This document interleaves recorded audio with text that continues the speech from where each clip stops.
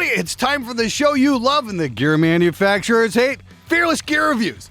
On today's chopping block, we've got the Alctron CP52A compressor. Now, what the hell does that mean? It's basically the cheapest analog compressor on Earth. It's 500 series, meaning you will need to purchase a power supply for it and a rack system. The cost of entry is a little bit higher, but ultimately 500 series gear can be far more economical once you actually purchase said power supply. This compressor here goes for a whopping $150. It's pretty damn simple. It's got a couple of switches and 3 knobs. That's about it. Surprisingly though, it mounts a pretty big honking transformer in the back. Just messing around, you know what? It's not actually half bad. So I've got it plugged in here into the Cranbourne unit. I'm using it on the ADAT ins and outs, so I'm using it almost like I would use a plug-in. Obviously without the instant automatic recall, but still. What we're going to do here is we're going to try it out on a couple of different sources and see what we can come up with. First and foremost, I'm going to pull up that Rush style song I had going on there a couple weeks ago, and we're going to throw it on the snare drum here. I've just been messing around, setting a couple buses up and whatnot, and here we are. Here's our snare. Let's see what we got here. Yeah, there it is. Make sure I've got my crush off. I want to hear this. There we go. Make sure that's out. So I'll keep that on there. So I'm using the RIA insert plugin in Reaper to get the signal in and out. As you can see here, I've got it set to ADAT 7 for both input and output, and that's just going to route the signal back to here in real time into the analog realm and then bounce it right back in. That's the strength of using the Cranbourne rack. I absolutely love working with this thing. Anyway, I used this track on the PSP infinistrip demo I did there a couple weeks back, and it's pretty damn cool. I mean, like, just by itself, it works great. The built-in compressors are awesome. But if we mute this out and turn on the RIA insert, just hear that affect the tone ever so slightly. Now, this is a dead simple control. I mean, like, we got a threshold, ratio, and output. We got a slow and fast attack and release. I guess it's attack release for both.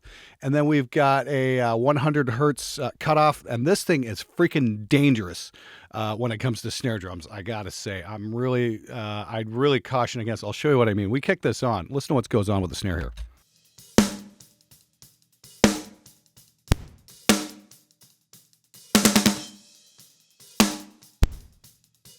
So what it does is it kind of bypasses the bottom end, everything below 100 hertz, and just compresses the top end. I don't know if it's taking below 100 hertz out of the signal as well, but on the snare drum, it definitely needs this button disengaged. It's also got phantom power, and the reason we've got a phantom power switch here is because Alctron ripped off Radial Engineering, who had a combination mic preamp and compressor, and of course you need phantom power on a mic preamp. I guess they dropped the mic preamp part of the design but kept the phantom power in place. I'm not sure what the fuck they were thinking. I would definitely recommend taking that off. That's just a good way to break gear in my opinion. Anyway, let's just see what this thing does on the snare. I'm going to throw this on a loop, and here we go. So that's just raw.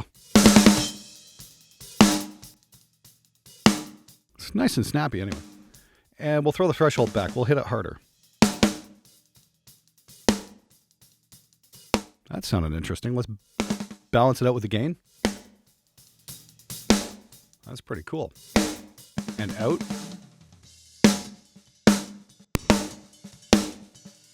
It's got some thwack to it. As you can see, we're hitting the clip light there. We can really hit this hard, and we don't want to do that.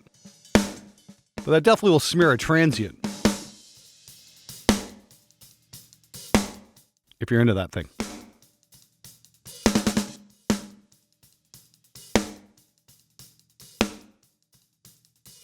That doesn't want it loud. I can always rebalance it here on RIA insert.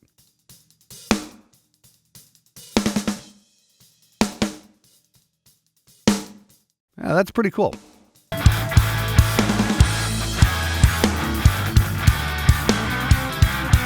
Bring the drum crusher in.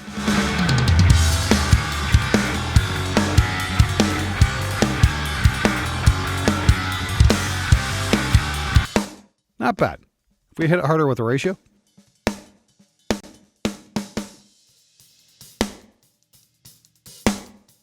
Can Kind of like the ratio a little bit lower. Let's go fast attack release. Wow, that really lays into it. Of course, we can bring the gain up after that, though.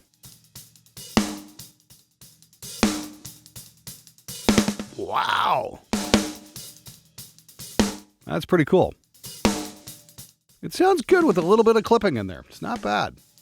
But yeah, once again, do not put that high pass filter in. Oh. Okay, not bad on snare at all.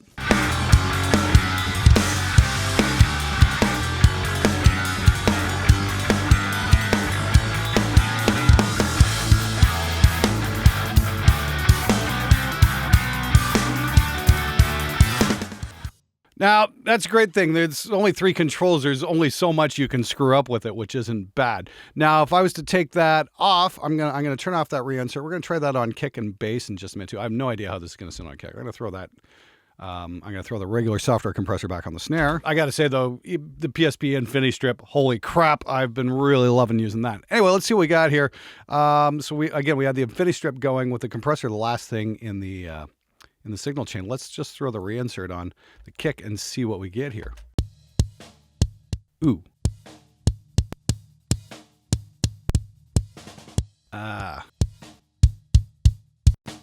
Wow, that's just killing the kick. Let's go slow attack and release.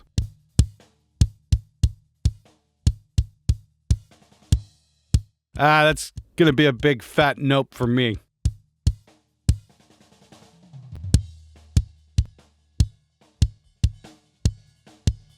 Lower the threshold a bit.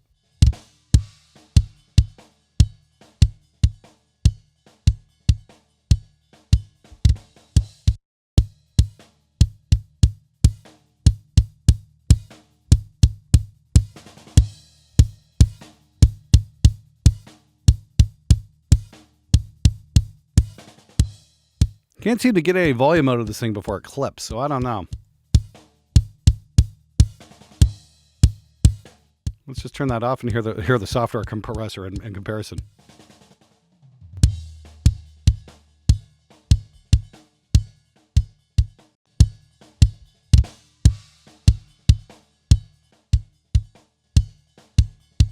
No, I can't say I'm a fan, honestly. I've got a DBX. I got a pair of DBX 160 XTs for kick drums, and they're fantastic. You can get them for about $300-400 and whatnot.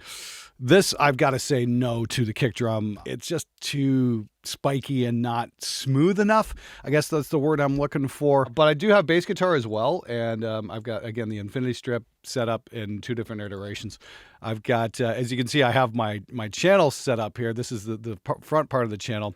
And this is the rear part of the channel. I've got the compressor in the middle. So in this case, what I've done is I've put 2 infinistrips and muted out the compression part, and then just inserted the reinsert compressor right where the software compressor would go. Anyway, I have no idea how this is going to sound on bass guitar. All I can say is the one sitting next to it, the Midas 522, just absolutely ripped on bass guitar. This, well, let's find out anyway. Let's throw a compressor on this and see what we get on the back end here. Okay, so that's with software compressor. Try and get this straight, right? Now let's mute that. Now let's go in with the hardware. Again, I seem to be getting a lot of clipping here. Let's go fast attack and release.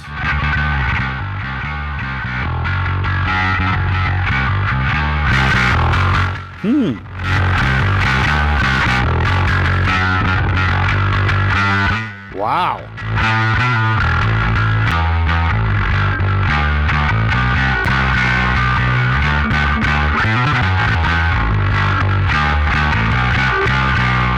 Let's crank the ratio up a bit.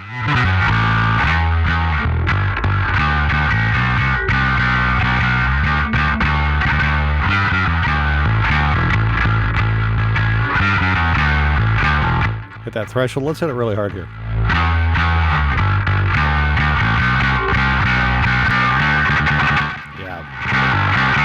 I would definitely recommend not putting that high-pass filter in ever. No, that's just a bad idea. Anyway, so let's take a listen to that. Now it says it's clipping here, but it's not clipping on the return volume. So that's cool. Of course, that's a Cranborn. It's got tons of headroom, so that's great. So let's hear that in the mix. That clipping might actually be kind of cool. Get those transformers to clip a little bit.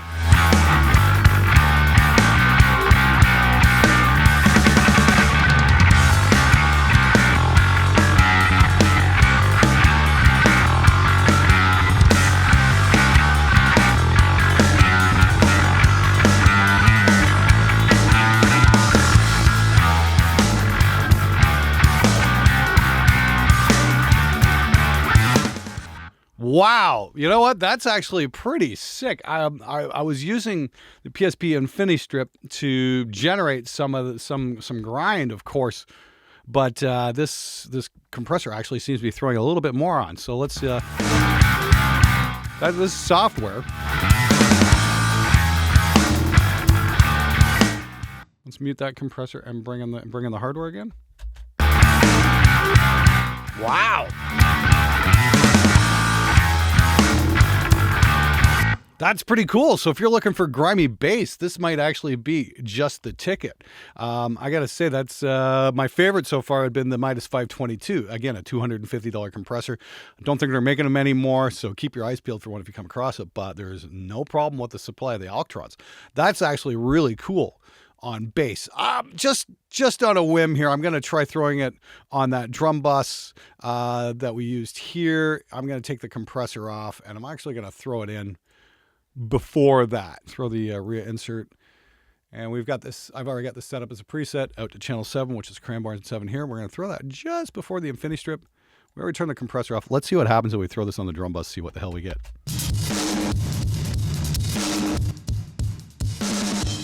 That's already pretty explosive. Like, we put the software compressor on. Okay.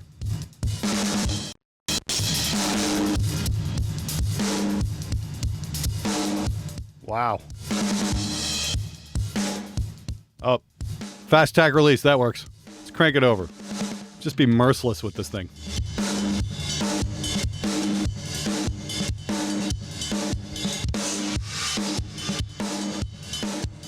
It's a little pumpy.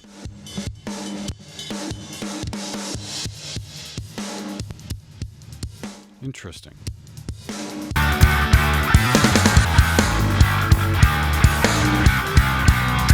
Now, I'm definitely hitting some phase issues here, so I'm not sure what's going on. This is supposed to be automatic delay compensation, but you can hear it going in and out of phase. Yeah, whoa. Turn that reinsert off. It's fine.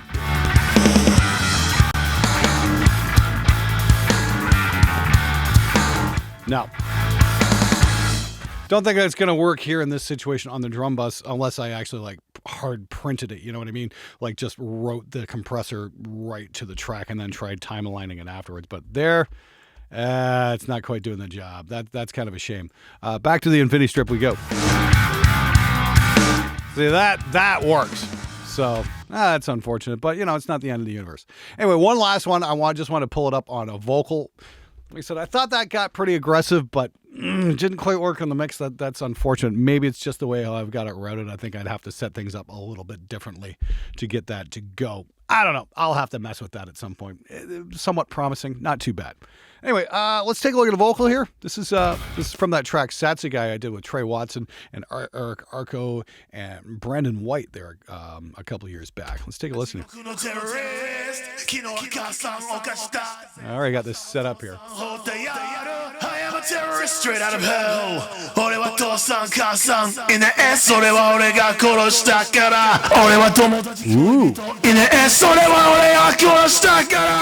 Now I was trying to add in some vocal distortion there.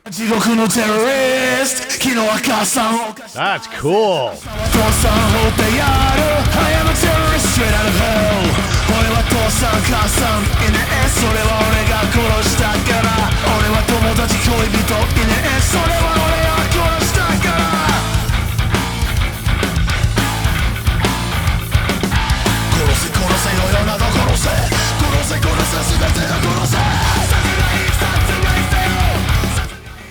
Now this song here is actually a prime candidate for a remix with that PSP infinistrip.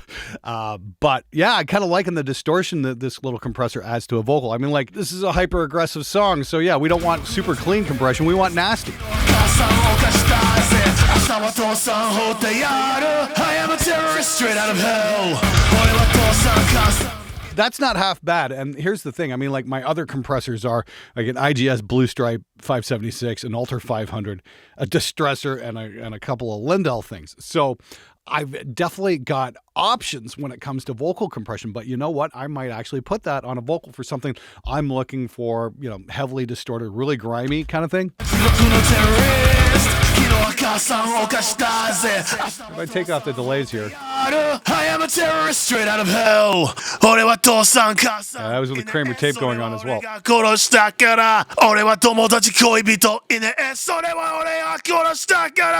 Like, there's a little bit cleaner. It's a little sibilant with that high pass put in. I am a terrorist straight out of hell. Yeah, that high pass filter, I think they should just take that off the compressor, really. That's just the enemy. That's just like destroys signal sources. Ugh. Anyway. I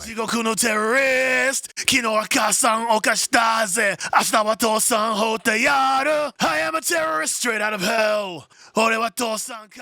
Yeah, it seems weird. Like, you can't really get any volume out of this thing unless you start clipping it. But in this case, I think it works to the advantage. All right, so there you go. That's the Alctron compressor. At $150, it definitely won't break the bank. And I'd say if you've got some 500 series racks and you got some extra spaces, you're not sure what to do with them, you don't want to spend a whole lot of money, I'd say grab one, try it out. Might actually suit the need. Like, if you need grimy compression for bass guitar, vocal, or snare, yeah, that might be really great. It kind of sucks on kick drum, and watch it when you send it to a crush bus, might have some phasing issues, that kind of thing.